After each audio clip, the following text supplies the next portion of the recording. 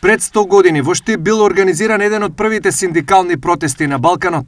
Власта во тогашните балкански земји и не помислувала да дозволи работнички протести и било каква форма на работничко организирање, поради што првиот обид за протест во 1923 година пропадна веднаш. Но во наредната година во неколку поголеми градови во Македонија сепак биле одржани првомајски протести. Така, и таа 1924 година во Штип, првиот првомајски протест по главните штипски улици поминал без инциденти и без некаква посебна интервенција на тогашните власти на кралството на СХС. Според податоците од Штипскиот музеј, првата синдикална организација била формирана една година порано, уште во 1923. Синдикално-работничкото раководство во Штип веднаш се зафатило со организирање колективни акции против работодавачите и тогашниот систем на своински односи.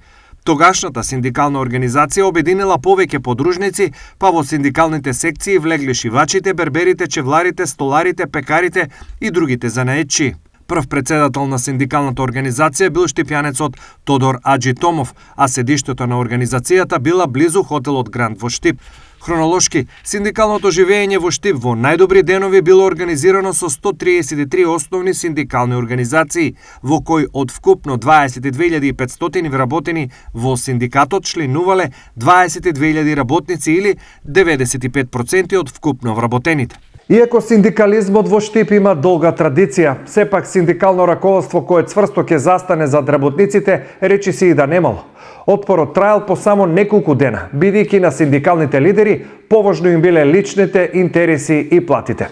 Најуспешни низ историјата во последните 50 години беа штрајковите во некогашна Македонка, Напредок, Макпромет и некои други фирми од времето на социјализмот.